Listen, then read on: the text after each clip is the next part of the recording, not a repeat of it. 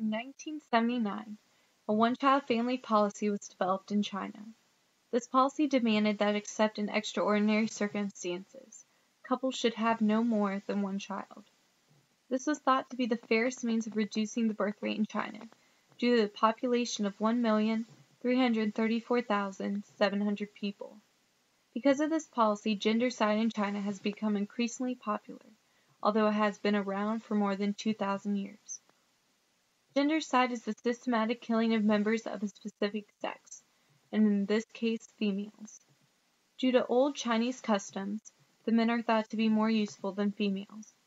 The men are the main source of income and are less likely to leave their parents once they are married. The men will continue to take care of their parents as they grow old and give them financial stability.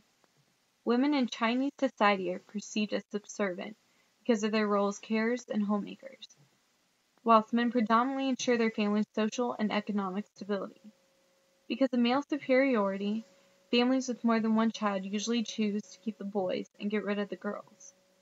Due to the pressure to have a boy, women began increasingly using ultrasounds to test the gender of their unborn baby.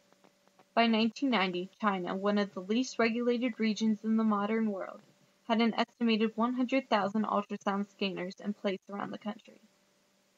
This made aborting babies fairly easy. This helped the increasing society of unmarried mothers, which is a symbol of dishonor and disgrace, who chose to abort or even kill their child to avoid the shame and rejection that comes with being an unmarried mother.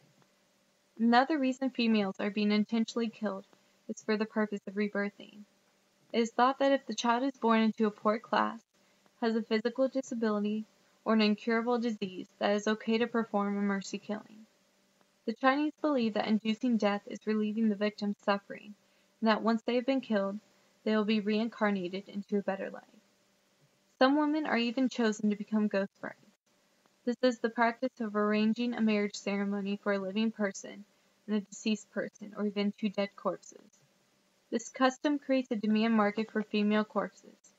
This motivates people to abduct and even kill young women in order to supply fresh, first-rate ghost brides for a deceased man who is in need of a spouse.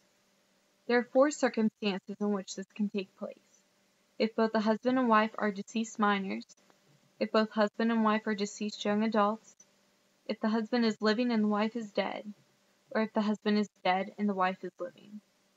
Ghost brides are meant to help lonely, wandering young souls settle down. The Chinese have decided to use an alternative to gendercide, which is adoption. In 1995, the Chinese government reported that there were 40,000 orphanages. This is due to the increased abandonment of children in China. Some children are left in front of hospitals, parks, or even public areas so they are more likely to get found by someone. When found, the children are usually taken to a nearby orphanage, where most of them will never get adopted. Gendercide has caused a dramatic difference between the male and female population. There is thought to be 40 million girls and women missing in China.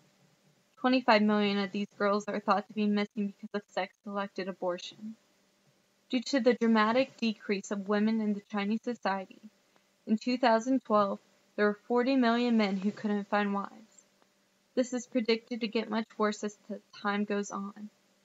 November 15, 2013, China announced that they will start to relax their decades-long one-child policy law.